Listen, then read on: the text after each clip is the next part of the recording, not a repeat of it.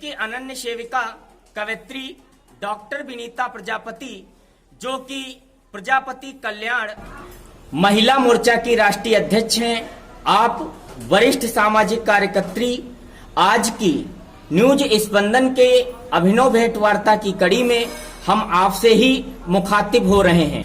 Ma'am, आपको समाज सेवा करने की प्रेरणा कहाँ से मिली? समाज सेवा की प्रेरणा मुझे ये हुआ कि जब मैं स्कूल में थी, मैं 8वीं 9वीं क्लास में पढ़ती थी, तो उस टाइम क्या हुआ कि हमारे स्कूल में एक एनएसएस था, राष्ट्रीय सेवा योजना। तो एनएसएस में मैं थी, मेरी मैडम डॉक्टर रेखा राय मैडम ने मुझे एनएसएस में रखा। और एनएसएस में मैं पहली बार अपने घर से निकली थी, मैं पहली बार कैंप गई थी, 10 दिन का कैंप गांव में, भोपाल से बाहर किसी आउटसाइड गांव में गई थी। और एनएसएस में रह के हम लोगों ने क्या करा कि एनएसएस में एक गांव में, बहुत आउटसाइड गांव में कैंप लगाया था। और वहां पे 10 दिन में जो हम लोगों ने कार्य करे, वहां पे हम लोगों ने आंगनवाड़ियों से मिले, वहां पे जो प्रौढ़ महिलाएं थी उनको एजुकेशन शिक्षा दी, उनको नाम लिखना सिखाया, पढ़ना लिखना सिखाया 10 दिन में। किशोरी बालिकाएं थी, उनके लिए कार्य करा, उनको बताया कि आपको कैसे कपड़े पहनना है, साफ सफाई से काम करना है। किशोरी बालिकाओं को दी, छोटे बच्चे थे उनके लिए गेम खिलाए। और वहाँ के जो जेंट्स लोग थे उनके लिए करा, ये नशा मुक्ति पे नुक्कड़ नाटक करें। तो उससे जो हम लोगों ने 10 दिन करा, सफाई अभियान करा, ब्लड डोनेट करा, ब्लड डोनेट कैंप लगाया वहां पर। तो वहां जो हम लोगों ने 10 दिन काम करा था, और मैं भी पहली बार निकली, पहली बार देखा, लड़कियों के साथ अच्छा लगता था रहना करना काम। तो वहां रह के हम लोगों ने जो काम करा, और जो 10 दिन के बाद मुझे रिजल्ट देखने मिला, उससे मुझे प्रेरणा मिली आगे का। मेरा जो समाज सेवा का क्षेत्र था वो वहां से स्टार्ट हुआ।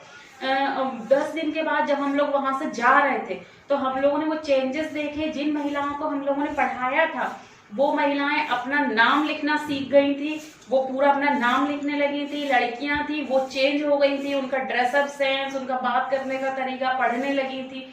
और जो छोटे बच्चे थे वो हम लोग को कि इतनी अच्छी पोएम सुनाने लगे थे, पढ़कर उनका इंटरेस्ट बढ़ा। और जो लड़के लोग थे, जो नहीं काम करते थे, वो लोग भी थोड़े प्रेरित हुए कि नहीं, हमको भी कुछ करना चाहिए, घर का काम बटाना चाहिए घर का। तो वो करने लगे। तो हम लोगों ने देखा कि 10 दिन के बाद क्या समाज सेवा से क्या मिलता है हमको। अगर हमने 10 दिन यहाँ काम करा, उससे हमको कितना परिवर्तन मिला, वहां कितना चेंजेस मिला। तो अगर आगे मैं काम करती हूँ तो क्या मिलेगा। और फिर मैं इसी तरह लगी रही। तो एनएसएस में जो स्कूल में रहता है, A सर्टिफिकेट, B सर्टिफिकेट, उसमें काम करा, वो परीक्षाएं दी मैंने, और वो उस क्षेत्र में कार्य करा। फिर मैं कॉलेज में आई, तो कॉलेज में भी मैं उसमें एनएसएस की रही, प्रेसिडेंट रही, वाइस प्रेसिडेंट रही, पद पर रही। और उस पद पर रह के भी मैंने काफी सारे कार्य करे। झुग्गी बस्तियों में सारे स्वयं सहायता समूह बनवाए, महिलाओं के लिए रोजगार का करा, किशोरी बालिकाओं के लिए करा, कॉलेज में करा। फिर कम से कम मैं स्कूल कॉलेज में मिलके मैंने काफी सारे 20-25 10-10 दिन के कैंप करे। और मेरा एमपी से उस समय मैं कॉलेज में थी जब मेरा पहली बार एमपी से स्टेट लेवल का चयन हुआ था। और मैं एनएसएस के क्षेत्र में उस समय मंत्री जी जयंत मलैया साहब थे, तो उनके हाथों मुझे बेस्ट वर्कर, समाज सेवा के क्षेत्र में बेस्ट वर्कर अवार्ड मिला था। और कॉलेज से भी मिले बेस्ट वर्कर अवार्ड। टीचरें भी काफी खुश रहती थी मुझसे। मैम, आपसे प्रश्न है, अध्ययन के समय आपके सामने बहुत सी कठिनाइयां आई होंगी, उनका सामना आपने किस तरह से किया? जी, आपका सवाल है कि मेरी एजुकेशन में क्या कठिनाइयां आई। तो सर, मैं आपको बताना चाहूंगी कि मेरी एजुकेशन में मुझे कोई कठिनाई नहीं आई।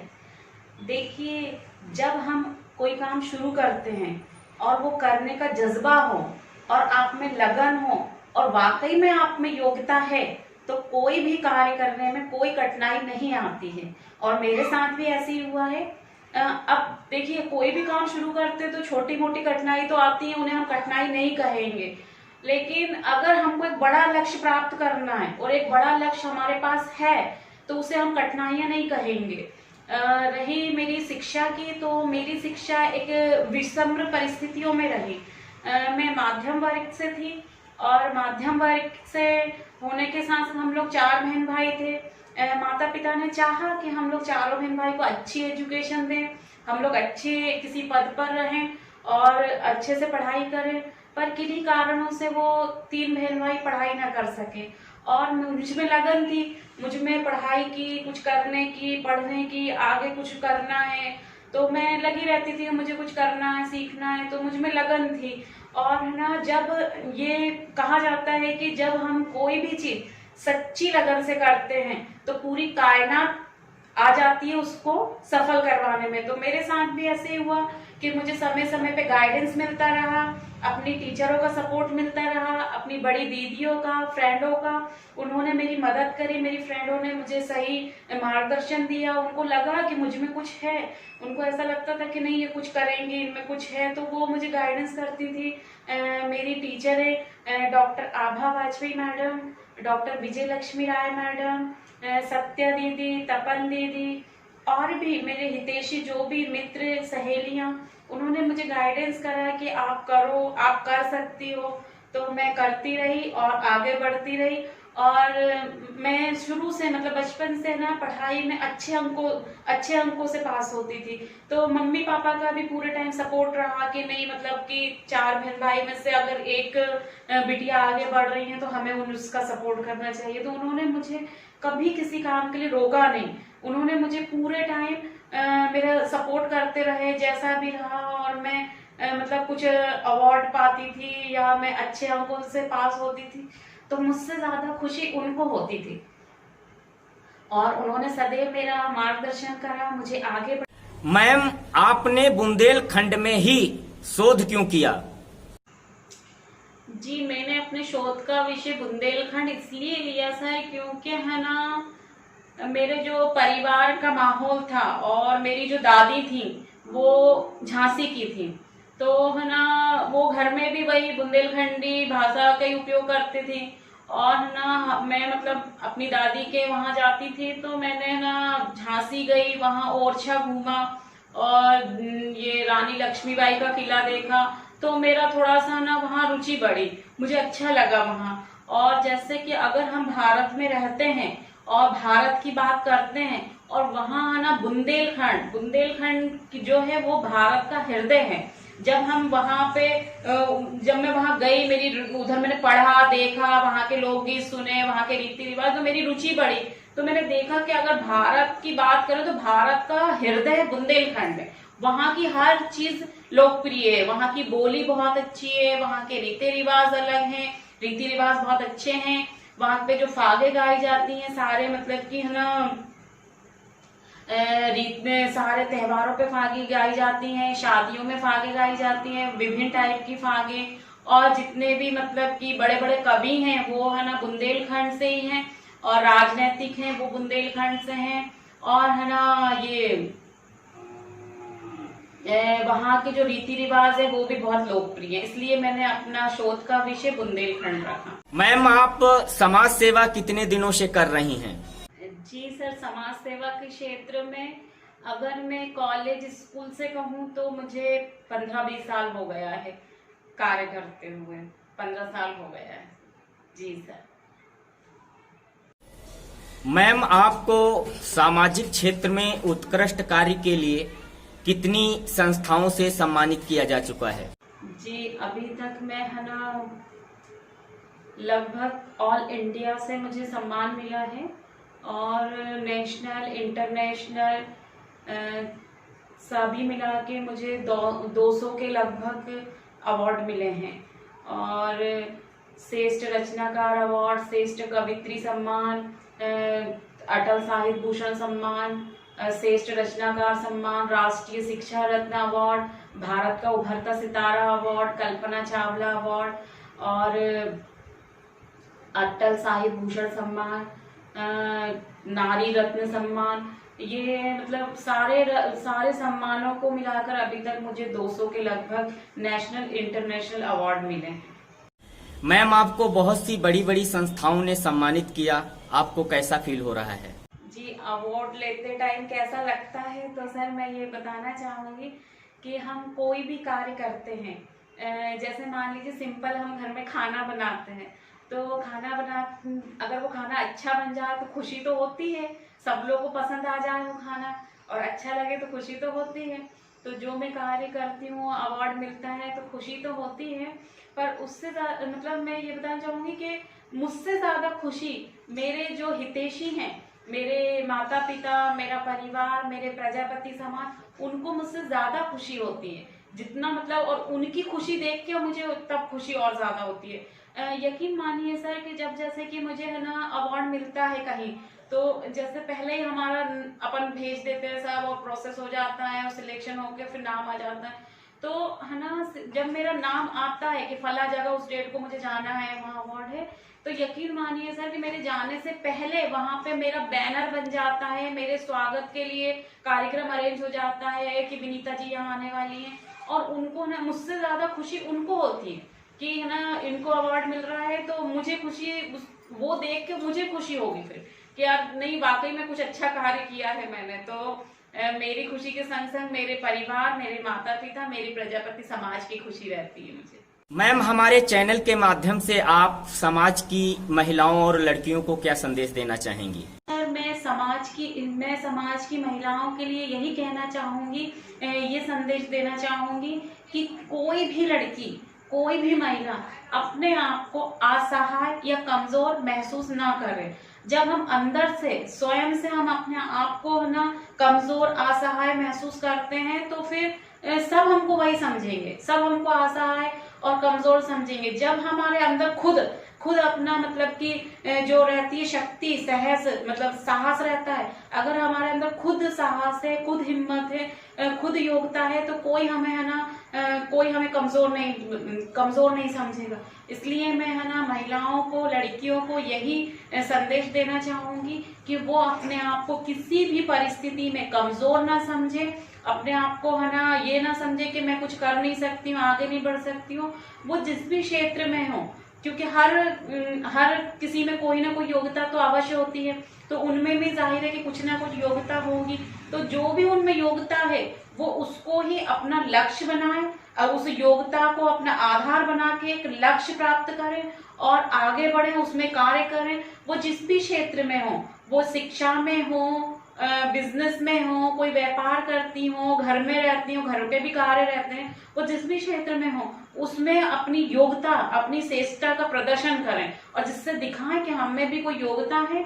और लड़कियों के लिए तो मैं यही कहूंगी कि शिक्षा उनके लिए एक बहुत बड़ी शक्ति होती है, महिलाओं के लिए एक बहुत बड़ी शक्ति है शिक्षा की। तो वो शिक्षा ग्रहण करें और शिक्षा लेके उनमें एक शिक्षा का एक ऐसा औजार होता है जिससे कि वो अपनी जिंदगी की जो आगे की लड़ाई है, जो आगे का संघर्ष है, उसको बहुत आसानी से कर सकती हैं। और शिक्षा के बगैर ये करना तो असंभव हो जाएगा, थोड़ा कम होगा।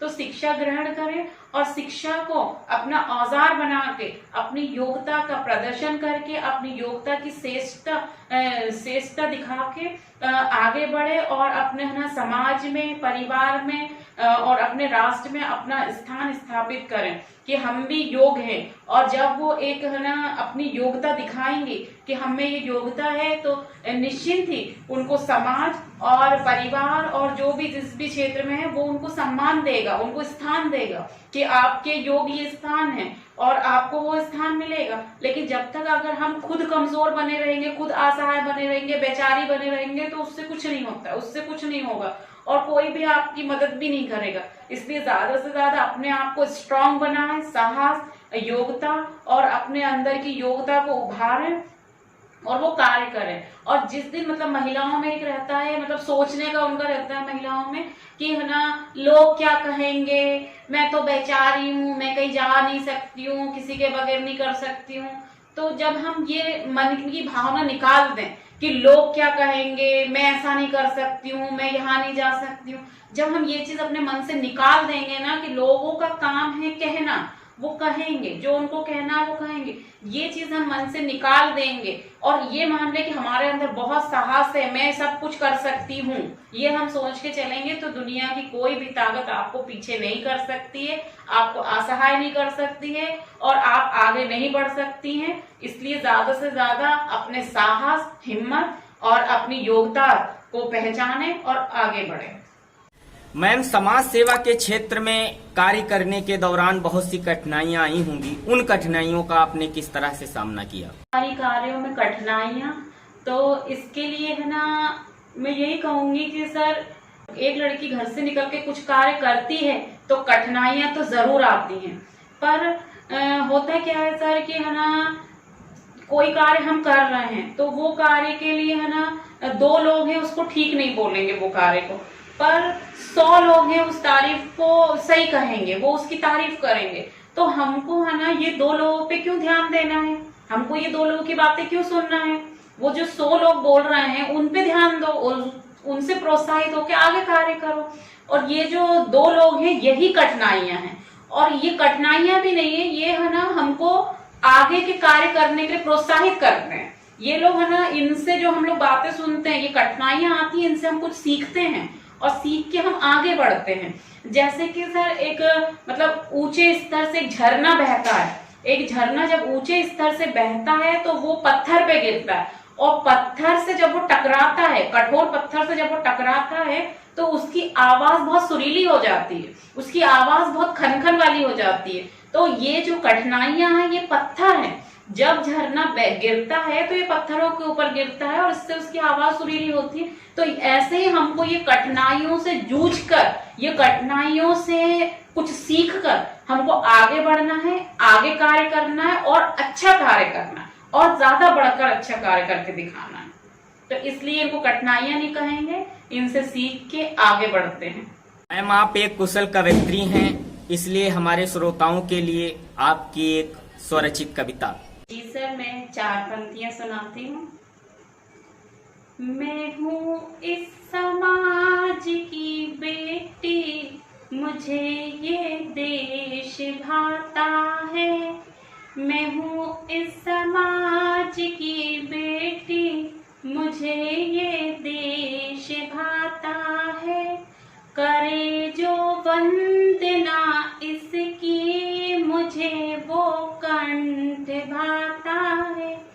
करे जो वंदना इसकी, मुझे वो कंठ भाता है। मेरे इस देश की मिट्टी में मेरी जान है बसती, मेरे इस देश की मिट्टी में मेरी जान है बसती। मेरी सांसों से भी पहले हिंदुस्तान आता है, मेरी सांसों से भी पहले हिंदुस्तान आता है। बहुत बहुत धन्यवाद।